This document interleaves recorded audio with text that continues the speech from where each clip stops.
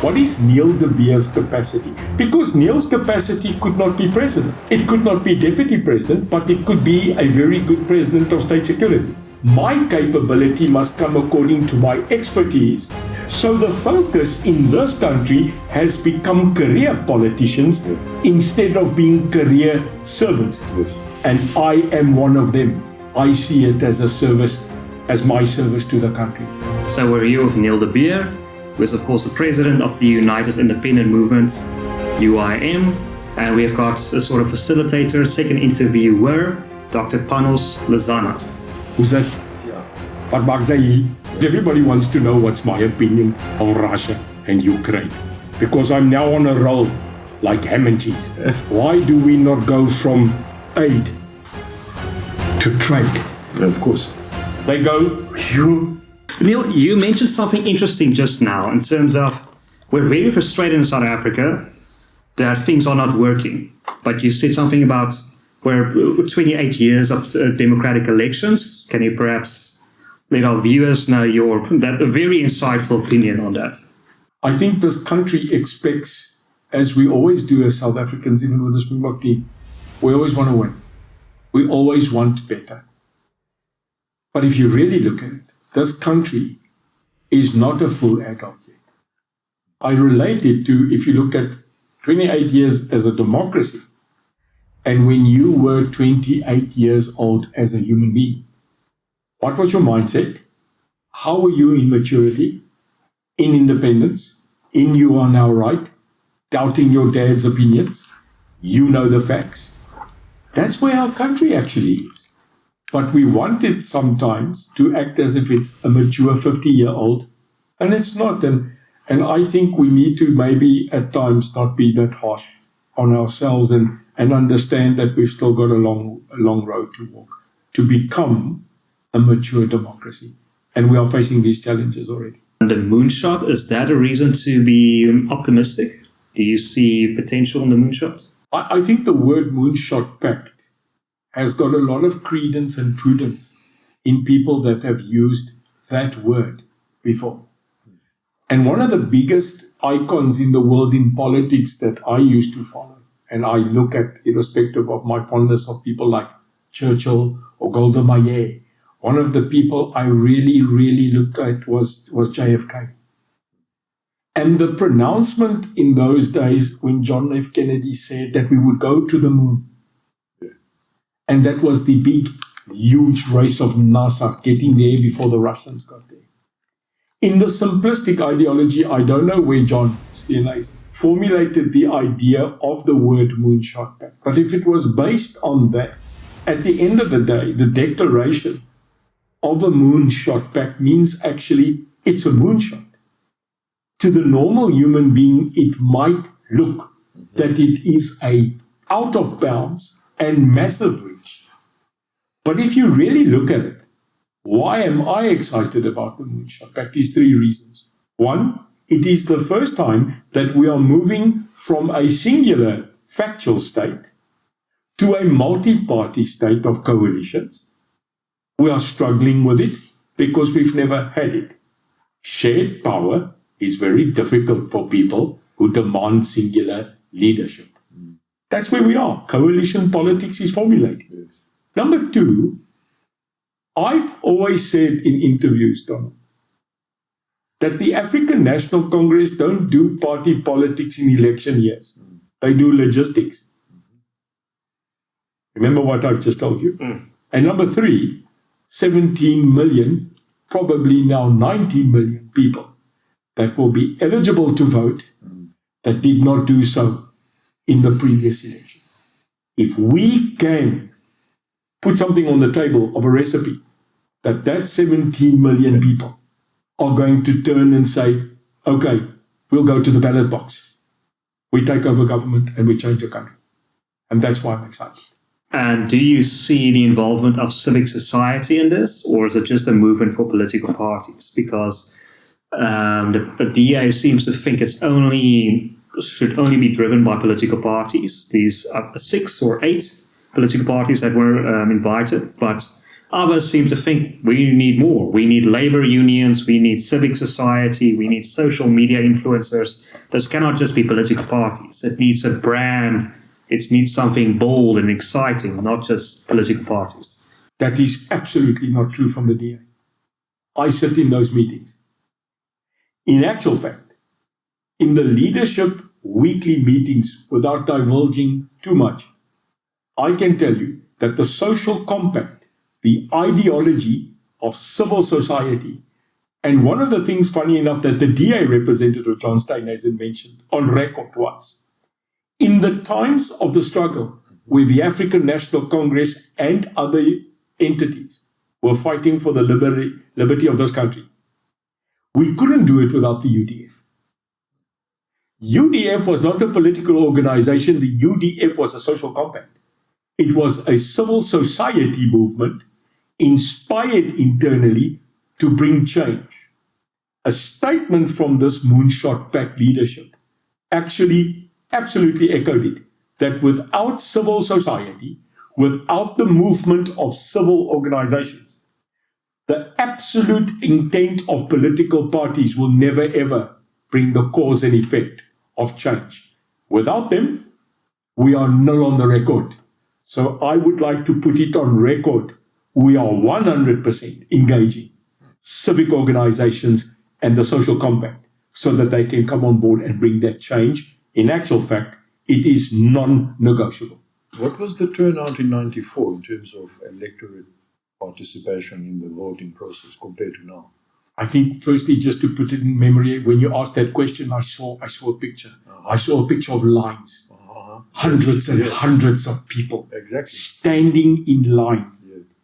Without a doubt, without knowing the specific stats, what I can tell you today, it was the biggest turnout of voting because we were enthusiastic.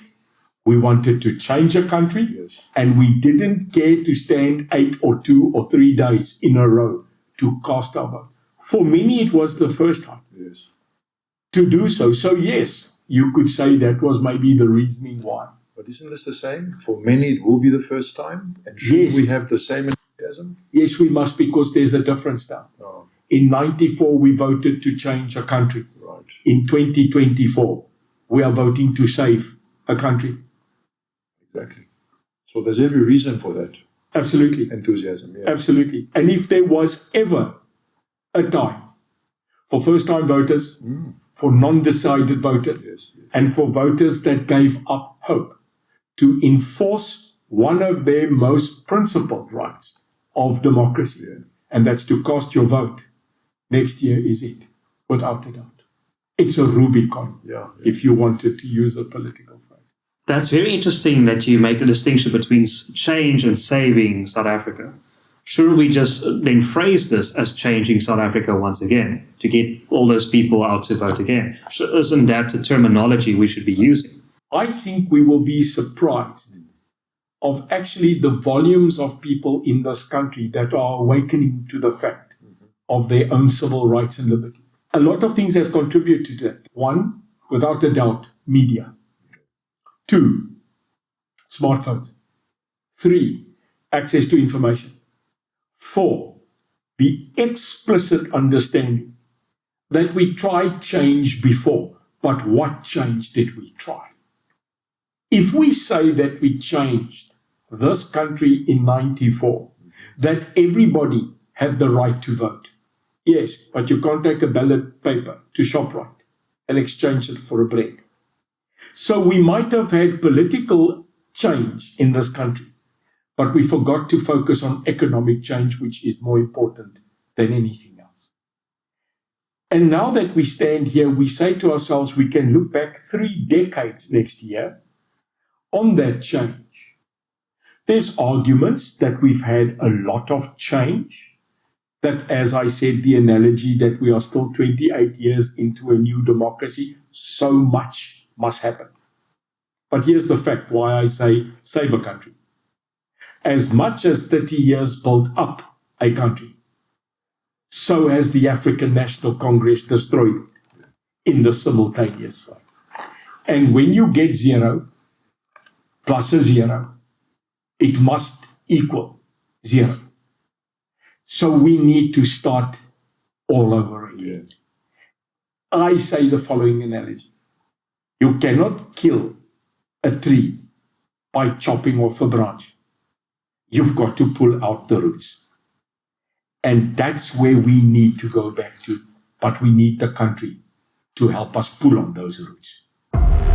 We are very excited to announce the creation of a new YouTube channel, Worldview Real Stories, a channel that will take you beyond the ordinary. Join us as we venture into the heart of humanity's most captivating narratives. From untold histories to uncharted adventures, get ready to broaden your perspective, challenge your assumptions, witness the incredible diversity of our planet, and the shared experiences that unite us all. Subscribe now to Worldview Real Stories and embark on a journey that will change the way you see the world.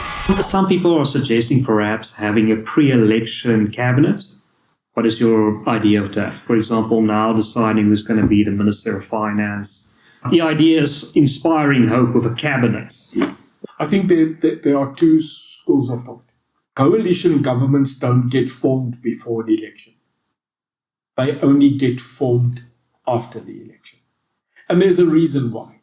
The reason is because we don't know what will be the voting capacity of every party prior to an election.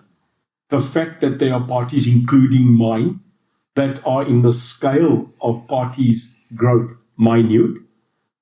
We might go to an election and find that we don't get one seat in National Assembly. It then makes us irrelevant to continue within the shaping of a after-election government. So coalition partnerships, I know, will only be formed after the election. But the thinking prior to it is you have obviously gone through the leadership that are currently situated in the pact. You can see the DA is there, UIM is there, Action SA is there, the IFP is there, Freedom Front is there, SNP is there, and we've got people that are there currently as observers. For example, the ACDP, people like Musi Mayamani have come in and out and not made their final decision. And by the way, Donald, not one of us has. We can only form a decision after the current upcoming conference that is happening in August. So we've moved to get there. But if you already look in the people that we can choose to put a so-called shadow government together, I think that's the word, a shadow government. And the reason I like the idea of starting to say that person could fit into that capacity, not because he's politically aligned, but because he's competent. Yes. And what I'm saying is that should be the precursor to already kind of show the people what is our intent. Exactly. In other words, many people walk to the front of a restaurant, and they actually say, "May I see your menu?" Exactly. And many of them don't enter because on the menu, they didn't get something that attracts them. So there must be a balance of saying, what is Neil de Beer's capacity? Because Neil's capacity could not be president. It could not be deputy president, but it could be a very good president of state security. Or it could be a very good minister of police, a minister of justice. My capability must come according to my expertise, my passion, but more than that, the added value that I can put down. So I don't think the debate now will go on who will be the president and the deputy. You might find that not one of the people in the parties qualify for president. You might get another president from outside. We don't know. But what we do know is we cannot continue with what we have. Isn't it the voters, as you put it, the menu, the fact that this is what they want, the thing that should take precedence over the deliberations of this meeting that's happening in August? In other words, I'm sure they'll be talking what they want, but at the same time, who in that room is going to keep an eye on what the voters want? Because if I think of my own experience, I would say, show me the menu. It's an obvious metaphor. I mean, it's a no-brainer, right? Whereas the parties are arguing amongst themselves, nobody's paying attention to the customer, as it were. And so the question is, who's going to keep an eye on that idea? I think that is possibly a watershed question. Well, because we have become so used to listening to parties Yes. that we forgot why we exist. Yes. I will give you an example, Doc. I said the other day that we forgot that being a politician is not a career. It's a service. Yes. I even muted in the UIM's scribed policies that no person sitting at any level of the three-tier government system may serve more than 2 terms. Because when you get a person who sits in a political bench for 30 years, that person has decided Yes. that his career, Yes. his equity, his security Yes. in tenure is making sure that the only thing he wants to do is to get re-elected. Exactly. So the focus in this country has become career politicians instead of being career servants. Yes. And once you defy that that is why you sit there, your mindset changes. And no doubt, the people that put you there are the people that you must be accountable to. And I am one of them that went into politics not because I see it as a career. I see it as a service, as my service to the country. And maybe that's how we could enthusiastically change people's mindsets.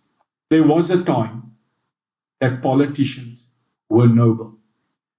And those were the times when the people said, that man, that woman speaks for us. Not every single human being can be sought after generalization. Not all police are corrupt. Not every politician is there because that person has got nothing else to do.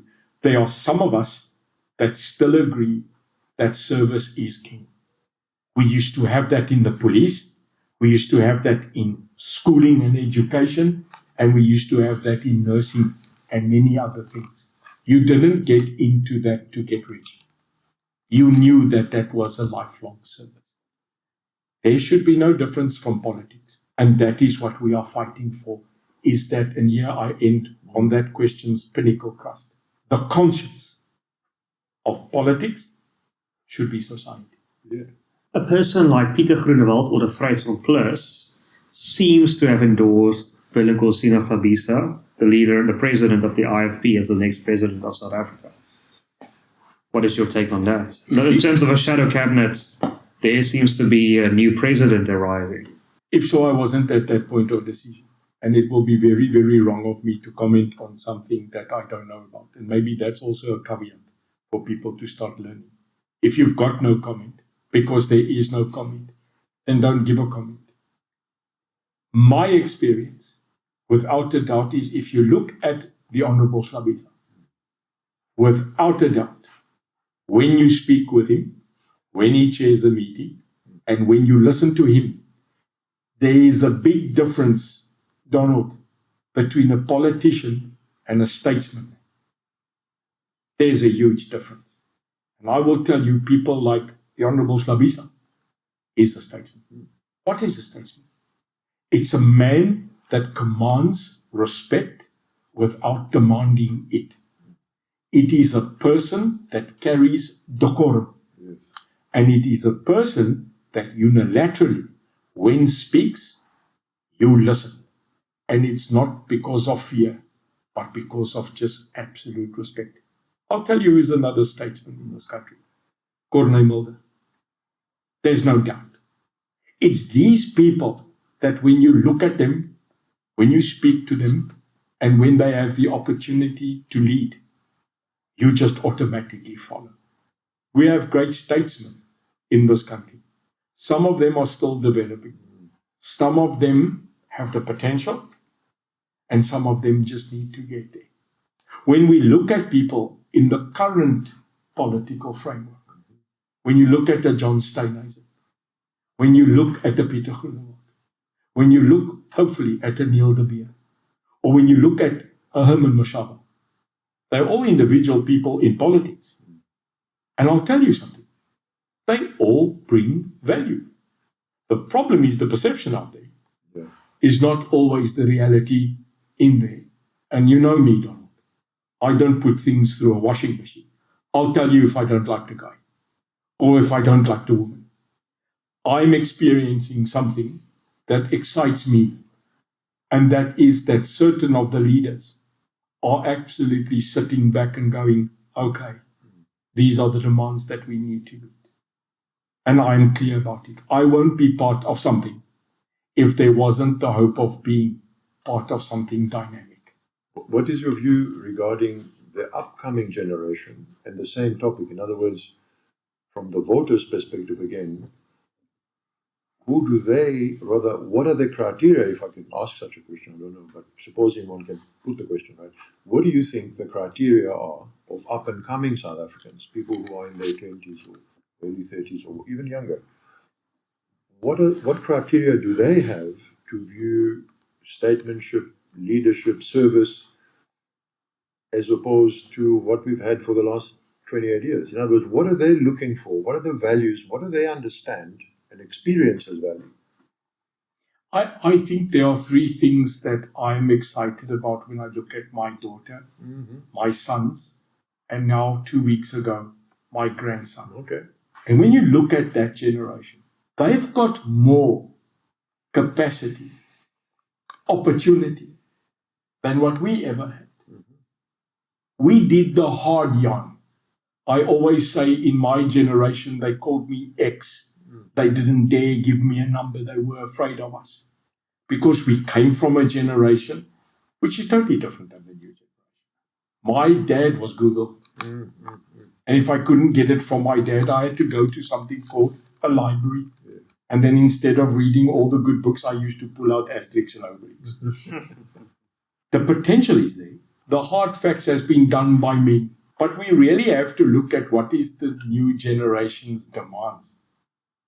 I find, and you did mention it, off the cuff. It's a different generation. Yes.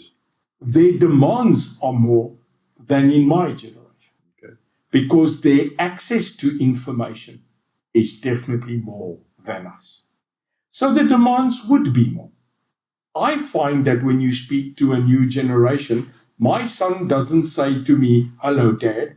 He says, hi, do you have Wi-Fi? This is the new introduction. Yeah. Not when you go into a restaurant about, do you make a good classic cheeseburger? What is the Wi-Fi passcode? Yes. This is a new generation of talking. If that generation demands not just out-of-the-box thinking, but getting out of the box. Yes. We as the political leadership in our generation, now I'm talking, politics have generations. Yes. If you look at the current generations, and sometimes you frown, 60, 70 years old is the current factual leadership on average. How do you have an 80-year person leading the youth? That's possible in Nkosazana Dlamini Zuma. But at the end of the day, I foresee that the hope of this country does not lie with the people of a past generation. It lies in the hope that us that served in the past generation, that carry the scar of history, will not inflict the same on our sons. It has to move on. Their leaders, who we should be at the age now of the next leadership generation of 50 years old, because that's how the political spectrum works. I see dynamics. I see a new dynamic. There are younger leaders that are making space, and I can't wait for that to happen. Their view of a leader is not my view of a leader. And so is succession even on the table in the minds of those who will meet in August? The people meeting in August already have amongst them a younger leadership. They do. And if you look at them, I'm talking specifically in the genre of how political generations work. Okay. The 60, 70, 80 are the classic mature leader within government, within being a minister and president. But if you look at the youthfulness that comes into the middle, I would say the 50, 60 years old are the next mutation. Okay. And after that, your succession should be then your 30 to 40 to 50 year olds. Joe Biden is not a youngster.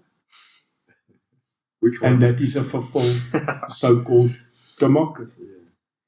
So when you look at world leaders, with respect, their average systematic age is the 60s, 70s. But now you see a picture the other day, and I'm not going to use this, Cassie, of 3 current prime ministers that are younger. You're Justin Trudeau, variable, the prime minister of the United Kingdom, and the gentleman from France. Yeah. I'm not talking about their leadership style. No. I'm talking about their age. This is a new era where that is already dawning, that they need to be absolutely inflicting their succession on the youthfulship. And I can't wait to pass it on at the end of the day. Answer?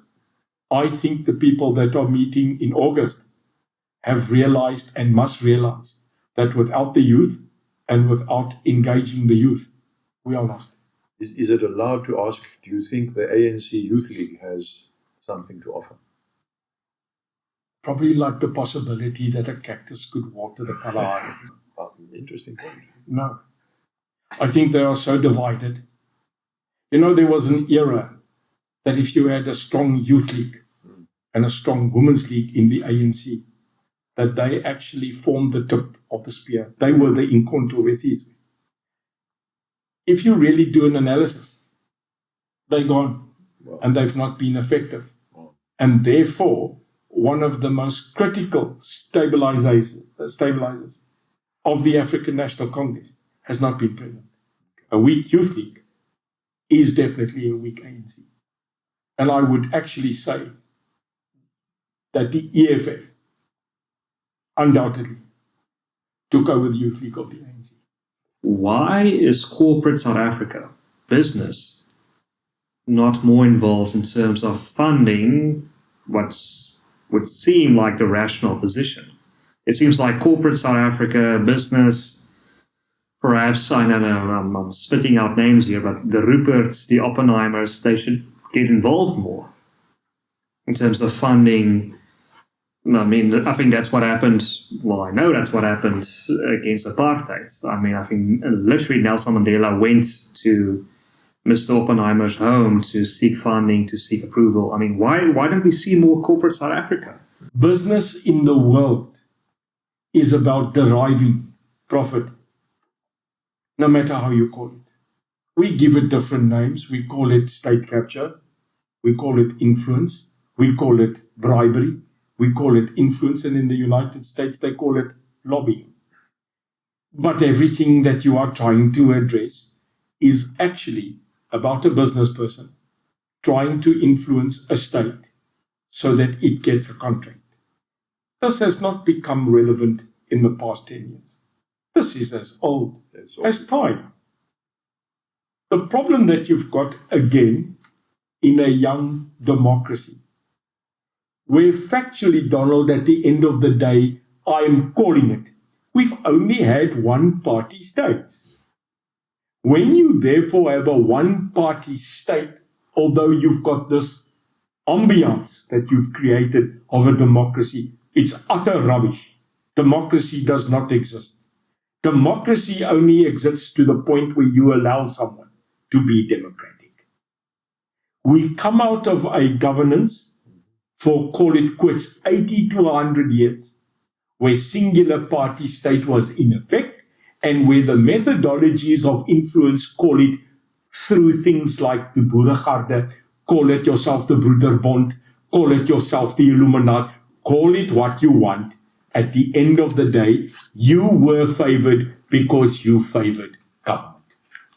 Post 94, nothing changed. Corporates were still involved. Billions had to be made. And the new kid on the block, the African National Congress, who, by the way, got governance and democracy by surprise, had to immediately adapt or die. And what you then found, in my opinion, and you can go surface the many books written about this past, a person that has got a wealth capacity, he's not going to give up that wealth capacity. He will find, like a chameleon, a way to turn and to serve the new power.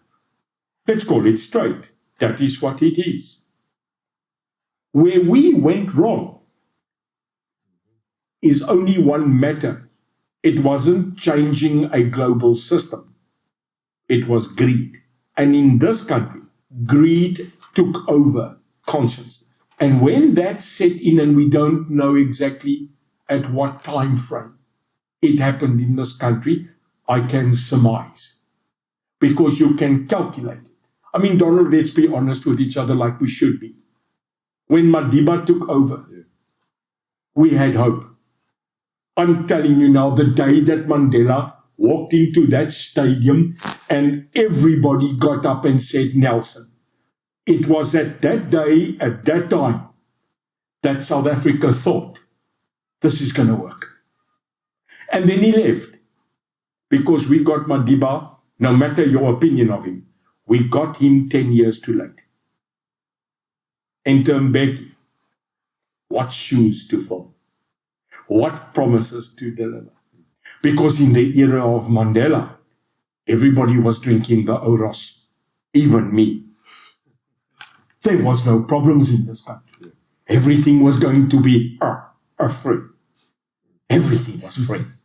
And everybody looked at this man when he walked and went, aha, aha. And we went, wow. South African passports were accepted unequivocally. Even Ireland called South Africa to mediate their peace. We were the absolute color of the money. What happened? Business didn't stop. Payments didn't end. Influence were not ceased to be bought. But the system failed. Because checks and balances went out of the window. Because people that never understood money now understood the value of money. And that system, I'm sorry to tell you, will not change unless we become conscious again. Business is supposed to be trying to help the presidency. Do you think that means something? I think, Doc, the problem is that business doesn't help. Oh, of course. NGOs do. Okay. Business people that are real business people don't invest into anything unless it soothes their conscience or it makes them more money. Okay. There's nothing like a free ride when you are a business. Okay. The concept of Ubuntu, the concept of Masakani, is in actual fact changed to tell you that if you want to be really charitable, only the wealthy do that. So when we do wealthy people giving to charity, I'm telling you right now, there must always be the viewpoint of asking the question, what's your vested interest? Yes, you get great people that actually give because they want to give, because they give because they're blessed. Yes, sitting one of them. But I realized when I became old and grey that the sentence that says, no good deed goes unpunished, became a reality. And the other one, charity, starts at home. South Africa, to me, is now the charity because it is my home. And business, real business, as you ask, must now take a stand. Well, this is the question. And they must now decide, are they in the light or are they still feeding the dark? This is the question he's asking. He's saying, hang on a minute, indirectly, you showed up as a positive to help. But as you put it, if it's a profit-motivated gesture, what would it take for them to, well, let me be bold and say, wake up? I'll tell you what will make us sincerely wake up is when we one day go into a Woolworths, a ShopRite, a Spar, and a Checkers, and there's no more milk. Okay. I remember a classic story, Doc, of Geronimo, the Indian Apache, sitting on top of a rock with 8 of his warriors. And the impending Custer was coming to arrest him with 2,000 cavalry to arrest 8 Indians. And as he stood and he saw the dust, he turned and he said apparently to one of his warriors, do you see oncoming men creating dust? in desert. He said one day that man will realize, after killing the last buffalo, felling the last tree, and poisoning the last river, that man cannot eat money. Yeah. Well, how far are we? This is the question. So, no matter the money you have, no matter the assets, no matter the capital, a country's heart and soul is when the have-nots are taken care of by the haves. Mm-hmm. I am absolutely astounded that we still use the terminology in this country of informal settlements. Mm-hmm. When do the informal settlements start becoming formal? Yeah. Now, there's not an excuse. By the way, informal is another way of saying threat. Yeah, informal is actually there to tell you poor. It's a threat. The mass to everybody else. Yeah. And here's a caveat, if I may. The biggest failure of the ANC, whom I at once regarded as the sole hope of a future for this country, isn't the fact that they couldn't contain looting, isn't the fact that they couldn't move from a liberation movement to a government, isn't the fact that they actually needed more competency. I'll tell you what is the biggest failure of this government. They were not capable of taking the poor to middle class. Yes.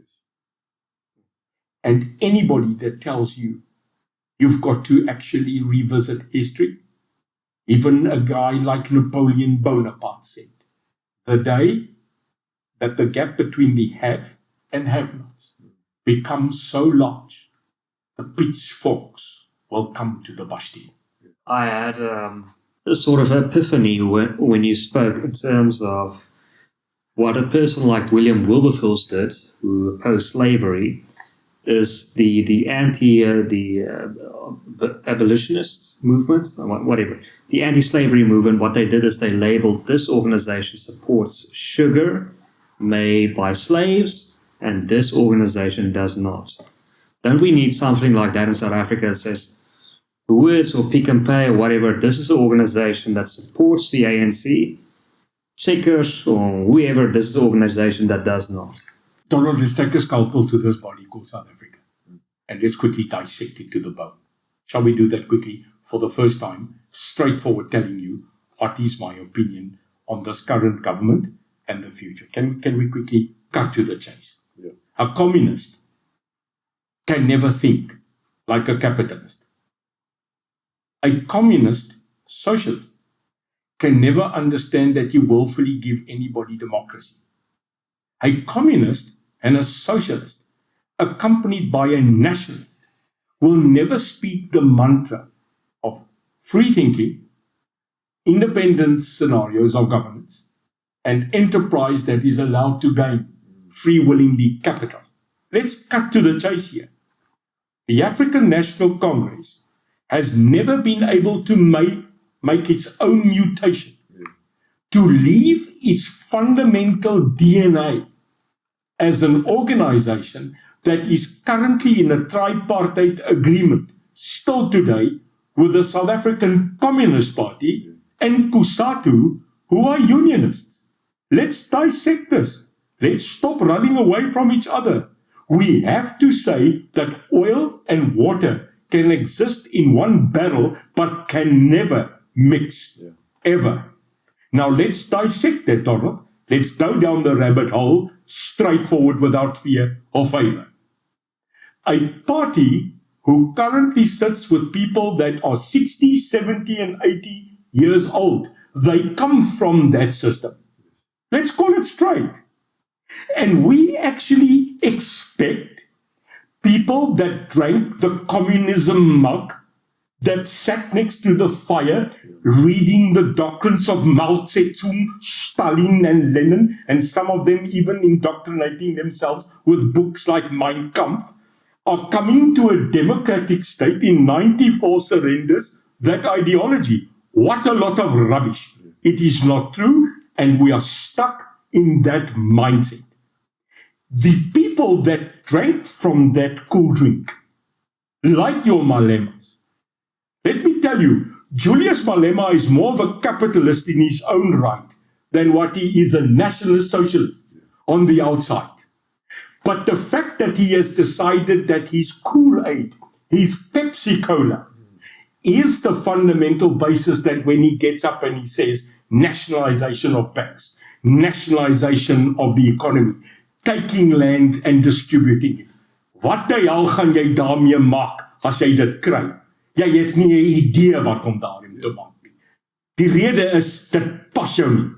So every time they get up and they jolt up and sitting there with absolutely stunning small little red jackets and uniforms, and they promote South African business, the bloody overall he's wearing is probably made in China.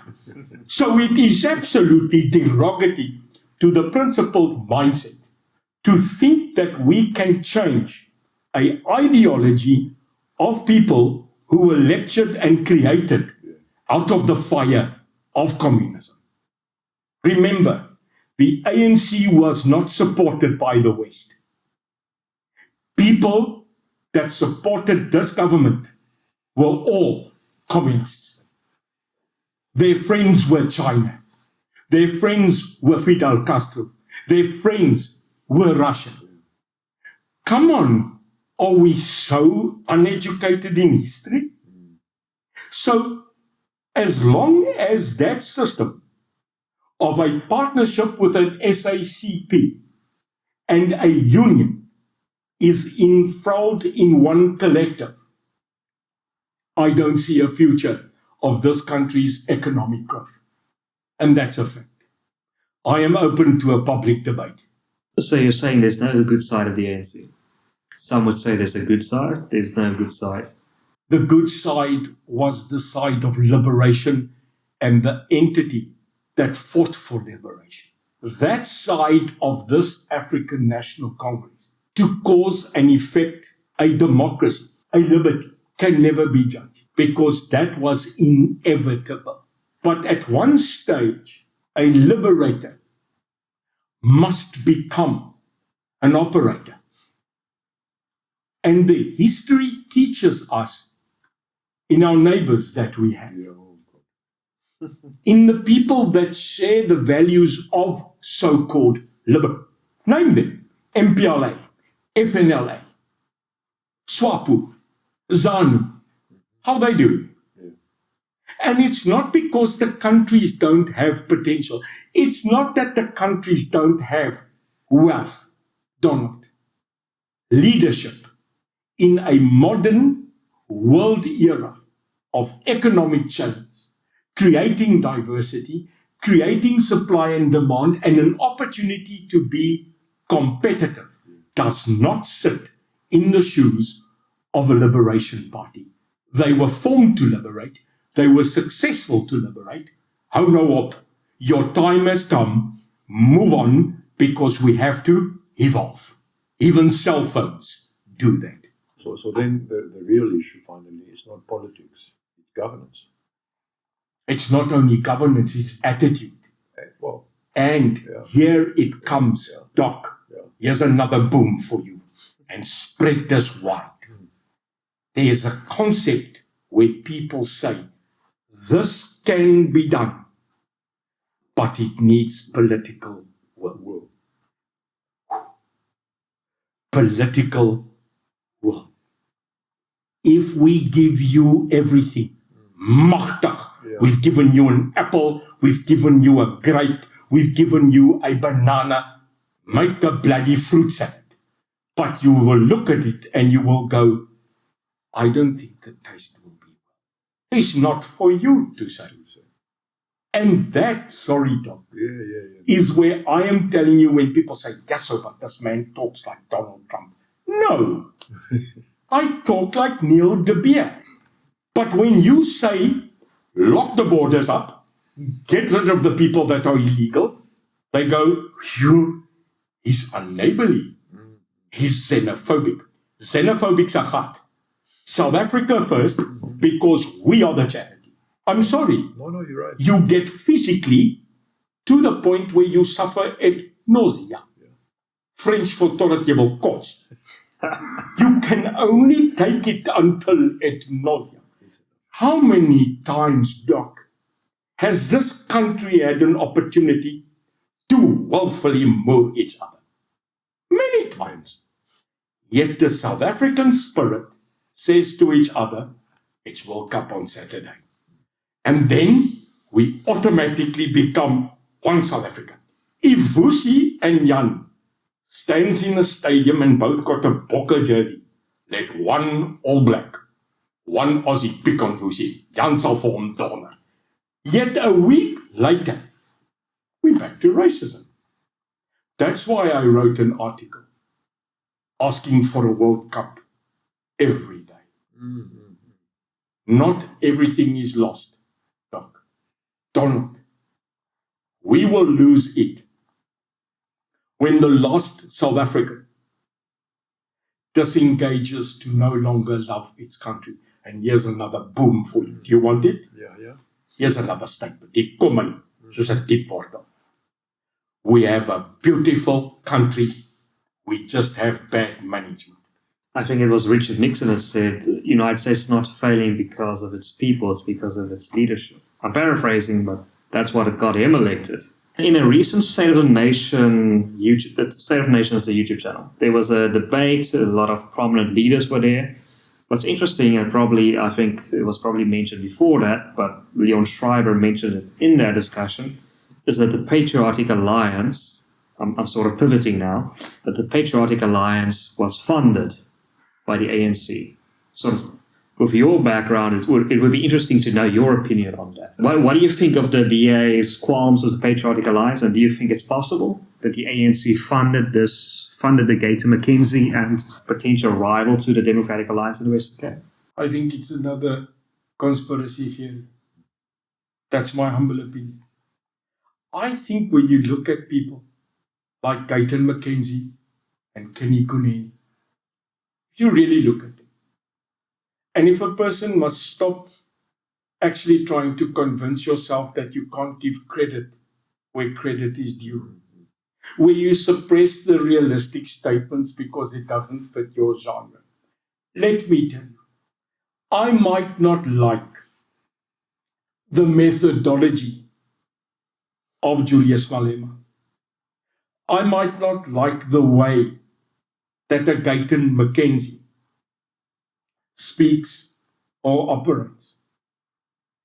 But if I had to say that I don't sometimes look at the machine that Julius created, the psychological barrier he has implanted in the scurry, that when you actually check a person in red, you automatically say, that man's EFF, when in actual fact he's just wearing a ShopRite jacket and he's playing gun. It's weird that when we look at people like a Guyton McKenzie, who in himself, no doubt, has created some sort of genius, you cannot sit back and deny it. The machines they create, half of it is money. The rest of it is character. Does this country have space, Donald? I think that must be the question. Does this country have space for the UIM and Neil de Beer? Yes, it does. Is there space for the PA? Yes, there is. Is there a request and demand for the EFF? Well, 11% of the vote said yes. Is there space for the DA? Yes, sir. Is there still space for the ANC? No, sir. And the reason why is because simply, how long do you still need to show that you can do this? If the ANC is funding the PA and the genre on the PA is to vote for them, they're wasting their money. Guyton McKenzie said something which I must tell you today in a way I admire. He said, we will speak, govern, and work with anybody as long as we get power. What more fundamental, truthful statement do you want? And if it means at times, which he does, he has to work against the ANC and with the others, he'll do it. At least give the man some kudos. He's honest about that. So I don't think there is this co-conspirators of that one underlining funding that one. I think they're fighting for space. They are fighting for their block of malva pudding, and some of them just get a tip of custard. We are also sitting and people will say, who's funding you, Neil? Exactly. You call yourself a neoconservative. Are you funded by the woke regime? Are you a Zaros person? Are you part of this world order? What a lot of crap. I am funded by me. I am funded by the people that sit there and absolutely like the fact that they have no idea what's coming out of my mouth next.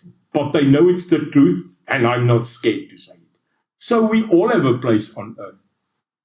I will tell you what I think about that. It's about numbers. Let's go to brass tacks. The DA has an X amount of numbers. Question, will the DA have 50 plus 1? No, they don't. They have admitted that themselves. So if you look at a possible 22 to 25% gain in their total vote next year, they still need 26. If you look at the IFP, their mission, their declared mission, is to remove ANC power in KZN, and they are busy winning that fight. So they've not turned around, Donald, and said, South Africa is my oyster. I always believe that if you say something more than 8 times in one conversation, you are starting your own narrative. It's politics. I think opposition politics in this country has conformed to that style of where we can say to a person that the reason you are different is the reason why I don't accept. It's politics as far as I'm concerned. What is clear is that a person like John Steenhuisen publicly admitted that he did meet Guyton McKenzie at the Bride, at Corne Mulder's house. But this is not a secret. At that discussion, there was an absolute possible understanding, not being there but listening, that they would work together. And then after that, apparently, there was a total turnaround from the decision to the new decision of the Patriotic Alliance. Nelson Mandela said something that always interests me. He said, just because that is your enemy does not give you the reason to make them my enemy. Your enemy might be my friend. The fight between the DA, the arguments with the PA, the scenario where you have equitable positioning between the IFP and the ANC is about politics. But here's a question. Trust. Now, when you use the word trust and politician in one sentence, people tell you, but you're mad. No. If you are going to form an alliance with us, you must choose.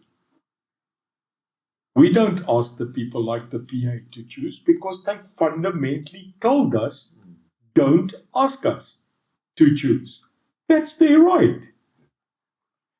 But fundamentally, the Moonshot Pact, the ideology of a side of light and a side of dark, and I don't always mean to say it is between good and evil. I just classify it as what I see according to ESCOM. Some are keeping us in the dark, and some of us are fighting for light. Therefore, light and dark, you must choose. And at this current moment, when you look at the people that are sitting in alliance, it's all the parties that have taken a categorical decision. We will not work with the ANC, and we will not work with the EFF. That's our decision. Now, anybody in? And if you are in, if you conform to that decision, you're with us. Again, this is democracy.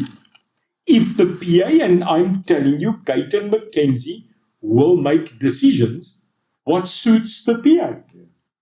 So we mustn't stand back now and go, pity, and so decisions have been made. But here's my caveat to it. It's about numbers, Don. If we are really sincere, thinking that a coalition pact against the current governance and parties is going to yield us the numbers without certain critical parties being present, we're also wrong. But can you change the fundamental ideology? Swart, soek swart.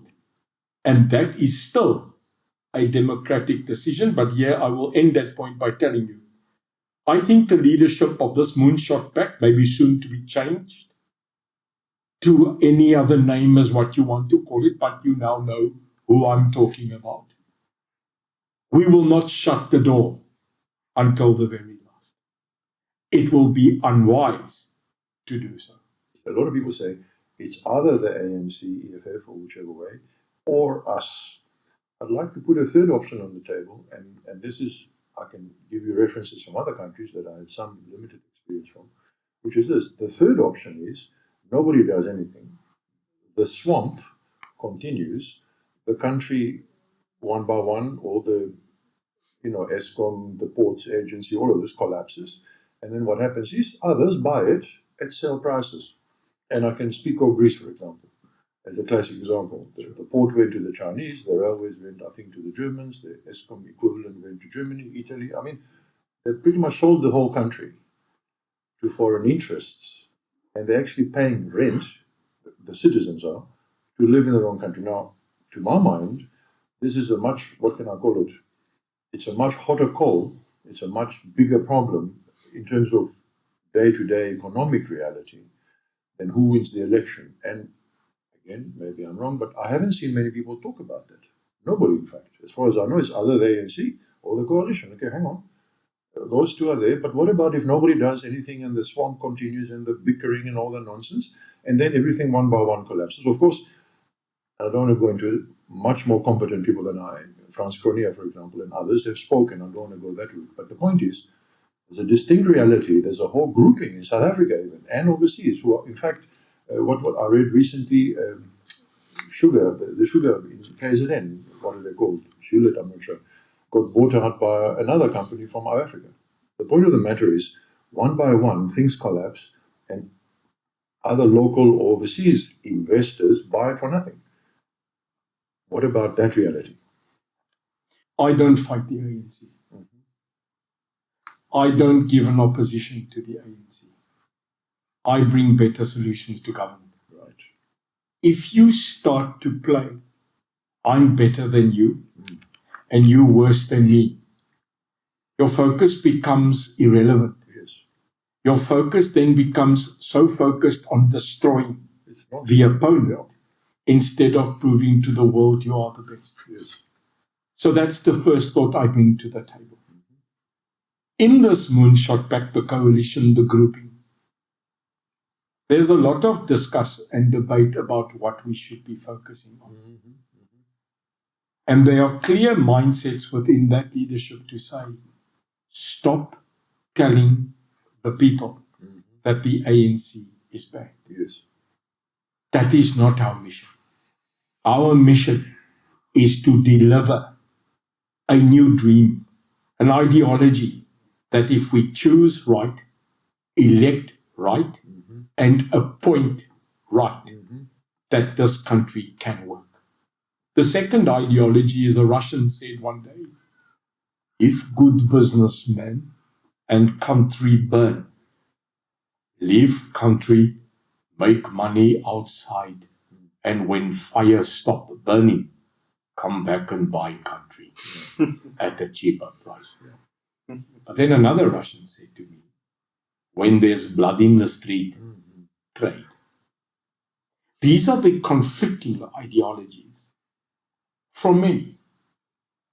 People want to run who have the capability to run. People leave not because they're just scared. They want a better life and they don't see it here. And truly, like South Africans are, verraaiers, traitors. What a lot of rubbish. He just got a better deal as a doctor in Alaska. We've got to stop Yes. saying to each other Yes, yes. that to break another's ideology is a better ideology? Mm-hmm. No, you've just broken someone else's ideology. Yeah. There's nothing better about it. And I call it an ideology of the lesser IQ. Yes. Because to sit here, Doc, and say, this car is ugly, but you don't have your own design, then you are but a critic. Yes. I always say a child can tell you that the car's wheel is flat, but a person that has understanding can tell you where the spare wheel is. Cope did it. Uh-huh. Cope was born out of the ideology of the ANC and hate. The EFF was born out of the ANC and brought hate. Where did they go? How are they faring? Yes, you've got major populists, but you don't govern anywhere. In time, maybe, piccolo, picky for picky.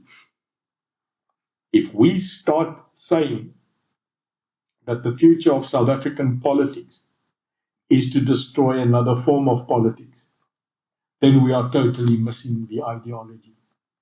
We need to come with a new construct, a new plan. And I know that word new, new age, new future, it becomes a slang. Yes. But I would like to say that July or August next year, when that election is called, that a time of regeneration will come out of the volcano filled, and that the warm lava spewed today in anger will at the end of the day become new land. Because that's what happens to a volcano's lava. It might be horrifically fiery and destructive when mutated, but when calmed by the sea, it becomes new land. And I see it as that.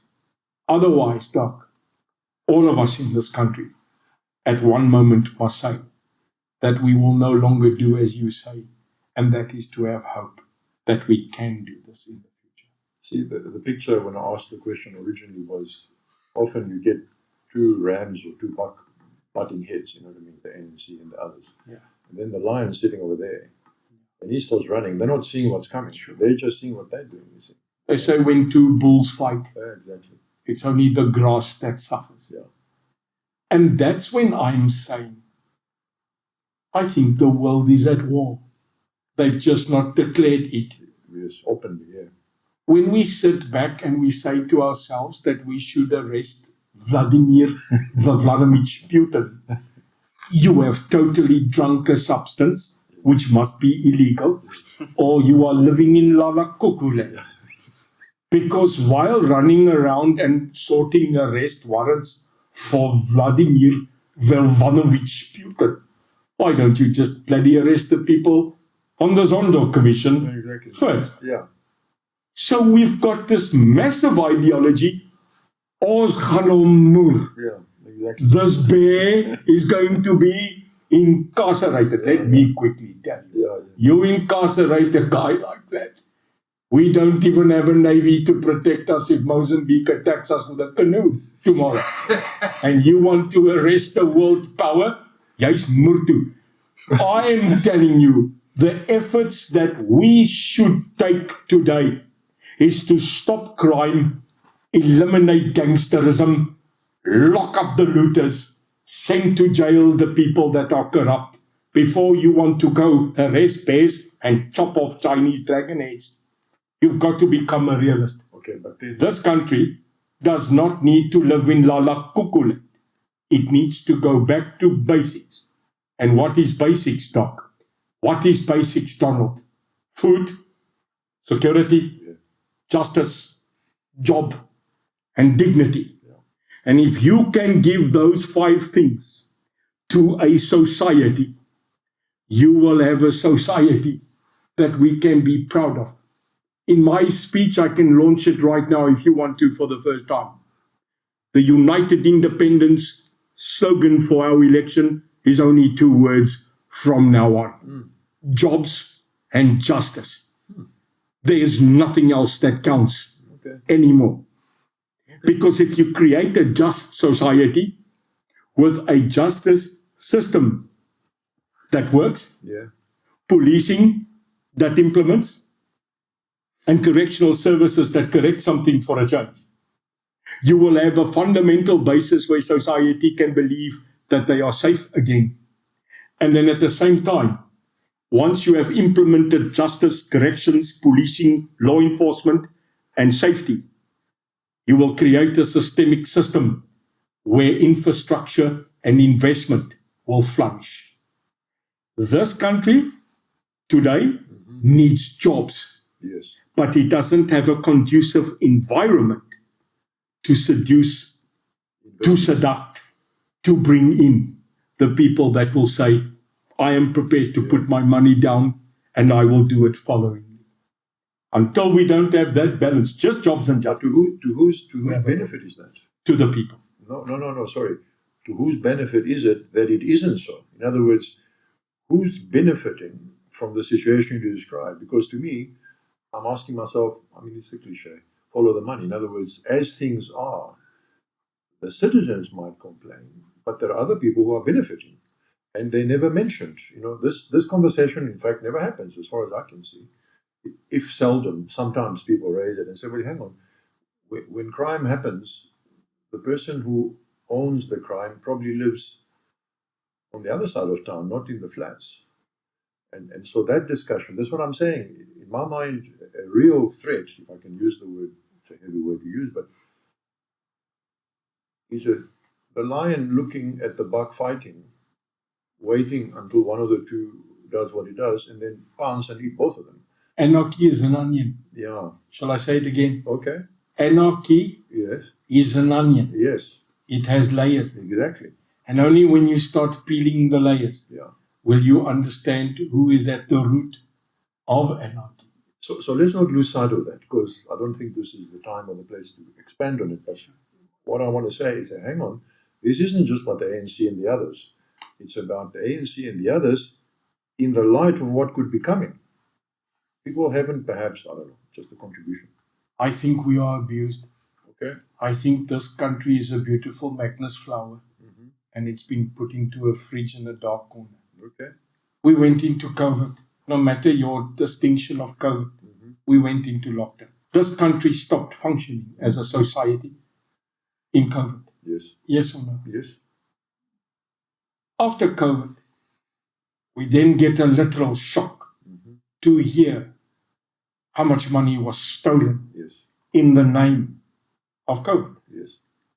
We just recover from that, Doc, and we go directly into Zondo. Yes. 1.3 billion rand, 3 years, 8 volumes later. We then just recover from Zondo, and we move into Eskom and Andre de Ruyter. You know what? No prize fighter in the world can take 80 hits in a time and say that I will survive. This nation is so punch-drunk, so hurt, so traumatized with one hit after another. No wonder we're drowning. We are begging for oxygen, and while we beg for it, they're probably stealing the oxygen tanks as well. Now, at one or other time, God must liberate. C'est vous, non sans liberté. At one or other time, freedom must come. Because such a great country, such a country of historic wealth is being taken away from us, the generation and the people that love it. There's only one way to solve this. And people must now listen to what this man says. Freedom, liberty, justice, dignity, and humanity at times needs revolution. There are certain plants, Doc, in this country, like fynbos, Yes. that requires fire to spawn. This country does not need a war combat revolution. Okay. It needs a revolution of ideology, Yeah. a revolution of hope, Yes. and a revolution that the future will come, and if not today, it will come by the following generation, who believes that this country is better united than divided. Then divided, exactly. And only then, Yeah. when we spew the words of exit, secession, independence, and we turn back and we ask ourselves, is that really what we want? Or is it that once again we will be proudly South African? Yeah. I listen to debates of exit. I have partaken in debates of independence because calculatingly it makes sense, all of it. The freedom of the Cape, the massive expression of trying to be independent, must start listening that KwaZulu-Natal also probably wants to exit en wil wegmoer en kakkemas. Ons wil almal wegmoer. Is this really what we want? This time not through Ossewa or Brandwag. This time with probably a Peugeot, a Clio or a Volvo Picanto. Met 'n trailer. Maar waartoe wil jy moer? Yeah, exactly. Naar watter toekoms wil jy indaan? We are there. We have moved. We have traveled. Yes. And we came to this country so diverse, so different. Probably in my native language of Khoisan. Dat beteken tasse.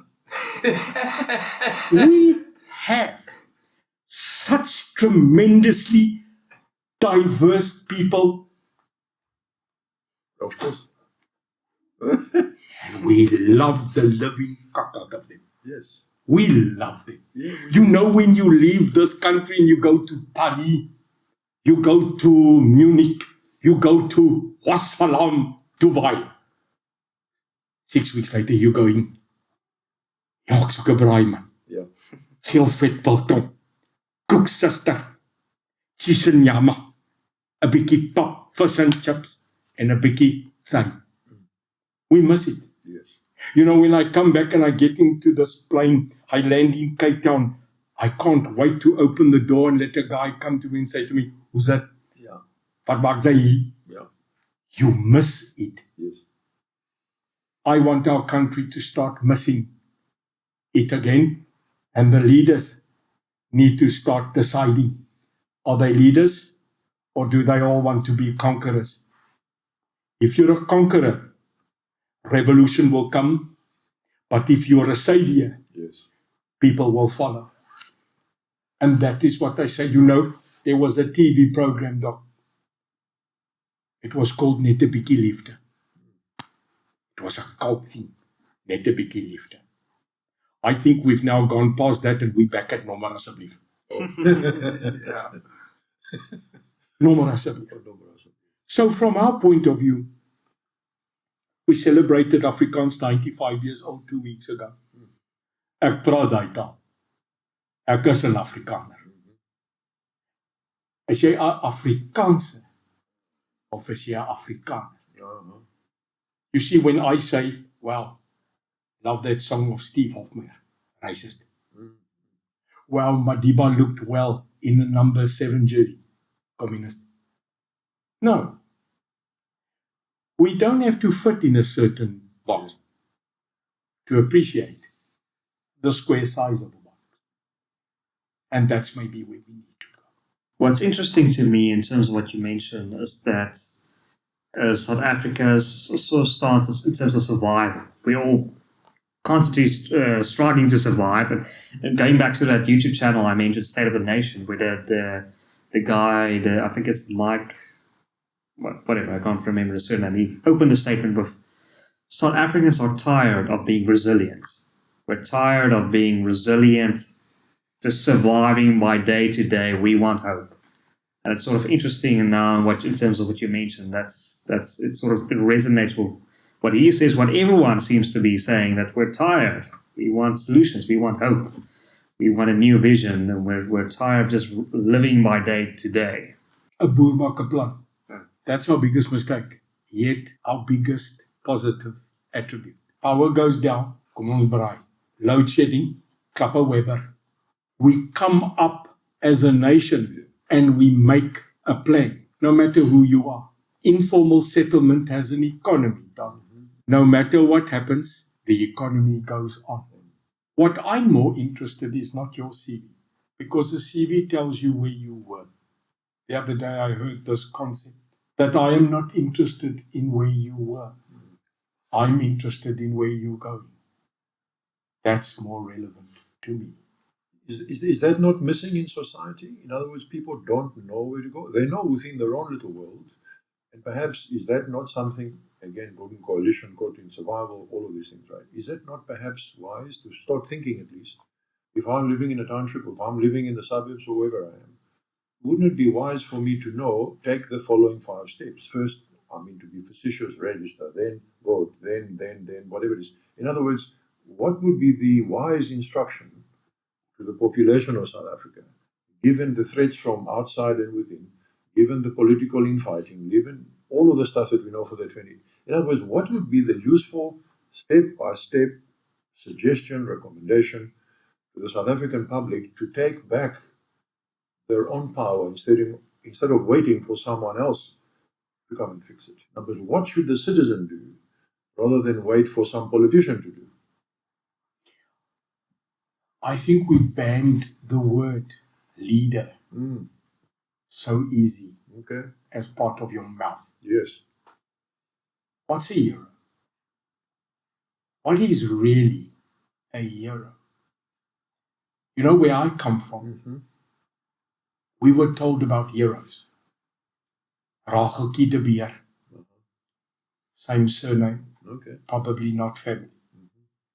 Racheltjie de Beer and the story of Racheltjie is about a sister and a little brother getting lost in the cold of mountain, and to the point where the snow became so bad that she dug a hole in the snow, put her brother in the hole, and went to cover that hole with her body. And that's how they found her. Voorraad Woltemane.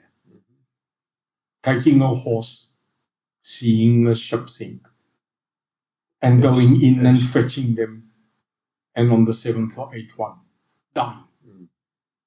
We need heroes again. Not Marvel, not capes, sword, fangs, and Thor hammers. We need ordinary people to do things that are not ordinary in a time where nothing is ordinary anymore. What is a leader? A leader does not choose himself.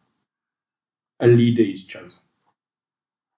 A leader who does not have this one word, in Neil de Beer's opinion, should never even attempt to be a leader. And you know what that is, Tom? Compassion. That's a big word. Compassion. When you have a leader that walks to a person and says, "How are you? And how is your family?" What? You must see when I do that. The first question is obvious. But the second question, how is your family? Is showing a person that you care. Yes. We have become so busy trying to find out who's leaders instead of leading. This president, Cyril Cupcake Ramaphosa, who I call Cupcake because he just sits there and glows, is not a leader. And I'll tell you why. A leader, true leader, and I'm not insulting him, is a good man. But he finds himself in a position where he's dictated to as a leader. Okay. Now, if he's not, I withdraw and apologize. What's the chances I'm wrong? A leader takes a decision. He takes it with immediate effect. He takes it through conscience and gut feel. He does not get swayed by anybody. And he stands with that decision, come hell or high water. Yeah. Now, do we have that really? And I might be wrong. Do we really have that in the current leadership? Yeah, but this again. Do we have a person that gets up and says, build a wall and drain the swamp? Yeah. And if he's wrong, we'll stand by his opinion. Yeah. Leadership comes through gut feel. Yes. Leadership comes through conscience. Yes. And leadership comes from an informative, decisive, effective, immediate decision. Now, if I was the person in this country standing up as leadership, and certain people pray I don't, because it will be a total different South Africa. We will no longer be abused. We will not bring water pumped and filled chickens from Brazil. We will stimulate the economy. And we will make this country competitive by going to the farmer and telling him, this is how we are going to help you. There's no tax rebate, Donald. There's no one that goes to the farmer and says, the diesel that you buy, there will be a grant allocation and a deduction at the end of the day on your tax. Okay. There's no one that goes and says that the 3-year moratorium on paying debt of land and debt of income to plant, that you will get a piece of freedom and a rebate for 3 years. There's no one that says we will take Calvinia lamb to the market of Abu Dhabi and as a government support you to put South African lamb first. Yes. Why don't we do it? That's the question. I'll tell you why. We don't have the guts, we don't have the authority, and we don't have the will to stand up against world markets. This is simple. This is Lego. Click, click, block. This is Monopoly, but just don't buy Elof anymore. One Elof is moved to. It probably exploded. So from my point of view, when we go back and we sit down and we say, get the basics right. But you know what? To get the basics right, you had to live the basics. When you look at politicians and you derive the 400 who sit within those benches, do me a poll and ask how many ran a business. See, I'm very interested. Are you not interested, Donald? Have you done so?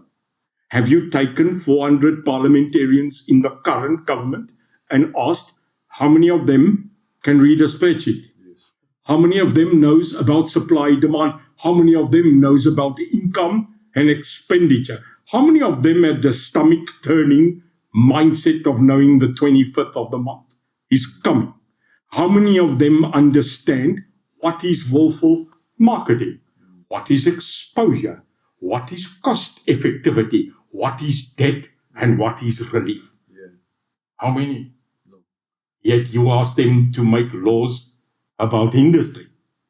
No, wait a minute.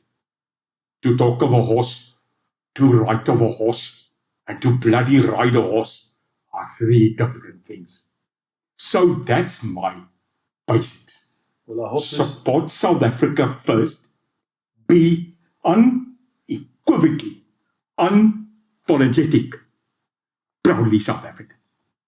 Go to war, if necessary, with opposing countries to put your product.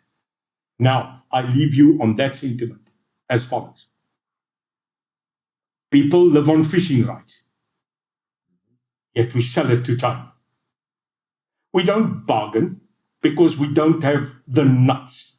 Die rugby balle, die tennis balle, die cricket balle. We don't have them. balle to sit down and say, I'll tell you what, Shinini, Shinana, Namaste, Sheke. Ons kom hier dan.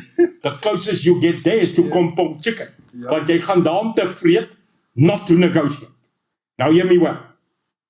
It's time that we say, no problem, fish our waters, pluk ons harders, moer ons makreel.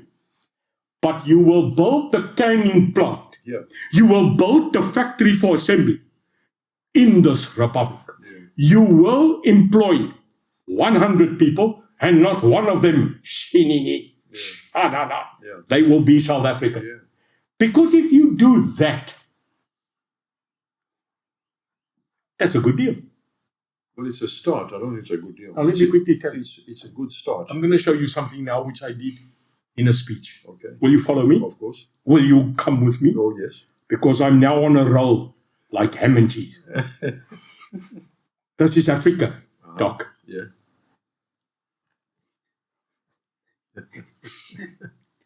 Yeah. You go to the world and you tell them, Yeah. what do you think of Africa? Yeah. Yeah. Give me. So they will go to India. Haha, how are you doing? Yeah. And then they'll go to China, Shinini. And they'll go to America, welcome. They'll go to Europe and they'll go, Guten Tag, wie geht's da? And then there's an African and they'll go, shame, you made it. This is true. Yes. Am I lying? Well, it's a general This is the opinion. national opinion Yeah. of Africa. Yeah. Begging bowl. Yeah. What if you remove one hand? Hear me well. Uh-huh. Are you ready for this? Yes. Another boom. Mm-hmm. Why do we not go from aid to trade? Of course. It's one hand. Yeah. But you said it a couple of minutes ago. They want us here. They want us here. They want anarchy. Yes. They want poverty. Yes. They want us to be at the begging bowl. Yeah. The They want our oil. Yeah. They want our steel. Yeah. They want our gold. They want our diamonds. Yet they degrade us to junk. Yeah. Funny. Yeah. Funny, Uh-huh. So you tell us that we are not liquid, we are not tradable, maar jy vat ons sta. The time has come Manganese. from aid Yeah. to trade. Yeah. But to organize trade, you better have cricket balls. Uh-huh. Because if you really care, Donald, no pun intended, if you really want to play the trump card to an opposition, pardon the pun, you've got to be good in what you are doing. No international trade can be done if you do not walk away with something equitable. And what is it? The world market has changed and this country fluctuates between West and East every time a new president takes over. Yes or no? Yeah. Sure. BRICS. I hear it's not being BRICS anymore. It's now BRICS. Something. Now, ons gooi nou name. We're adding another S and another W. It's going to be BRICS. Yeah. Okay, so it's now BRICS. Because we're adding Saudi and we're adding another country like Peking and Taiwan. BRICS. What have they got all as one fundamental ideology? BRICS. They're the East. They are trying to show an opposition to the West. Yes. Because in BRICS, I don't see Germany, Britain, America. I don't see them there. The battle of the world, not at war yet, but at economic competition, has begun. We are trying to find the middle path. Which one should we go for? In the Zuma era, we created BRICS. I don't know what Brazil is doing there. To be honest with you. But it probably needed another word. BRICS. BRICS sounds like a man. So we have Brazil, Russia, India, China, South Africa. That's who they are. Look at the current stance in Russia. Who is standing talk with Putin? Well, it's BRIC. Now, just quickly let me share something with you. What if he's right? Putin. What if he's right? No, you've got to go there. Yeah. You cannot just stand and say, what if he's wrong? An intellectual will start saying, but what if he's right? Gooi het tussen die hoenders. What if he's not wrong? What if he says, I'm just going with you. What if he says, I'm not going to be bullied? You will not put NATO next to me as a neighbor. We're quick to forget, hey? We're quick to forget that America was about to go to war because people put missiles in Cuba. No? Yeah. Was Kennedy not preparing for the Cuban Missile Crisis? Yes. But you don't want to agree that there could be a possibility. Putin finds him in the same seat. It doesn't suit you, does it? So let's quickly go with it, may I? Because everybody wants to know what's my opinion of Russia and Ukraine. No one wants to know what is happening currently in Delft and Manenberg with the slaughter of our children. So let's go there, Doc. I don't know if other leaders are talking to you like I am. What if Putin's right? What if Putin gets up and says, I have the right to establish my own economy? Forget about territory. What if China, through Xi Jinping, turns around and goes, I back Russia? Oh. And India says, I'm in. Have you calculated the populace of just those three countries? Russia, China, and India. I left maths to do agriculture because I couldn't count at school, Doc. And the first day I did agriculture, they asked me to count sheep. I was Murtu therefore in any case. But go with it. It is becoming a choice of which economy you are going to be part of. Does South Africa really play a role in such a scale where you've got a population of more than nearly 2 to 3 billion sitting on the east and a population of another 3 billion sitting in the west? In my time, Donald, the Berlin Wall came down. In my time, 68, apparently we put a man on the moon. In my time, the Berlin Wall collapsed. Glasnost and perestroika toppled the Soviet Union. In my time, apartheid was defeated. In my time, we had a black president. So many things happened in my lifetime. I'm wondering, in the next lifetime, what will happen? And to me, I want to be part of that change. There was a time that this country, in actual fact, was the hope of the world. Not because of our economy, not because of our massive military power, and definitely not the size of our population. The reason we were punching above our weight was because of a country that brought hope. This year is the build-up to hope, where black and white will realize one thing. Shall we cut each other? We bleed red. If you bleed green, you've got to get out of the room. So I have hope, Tom. I have an everlasting hope. They used to say, I will be the one that will switch off the lights. It's changed.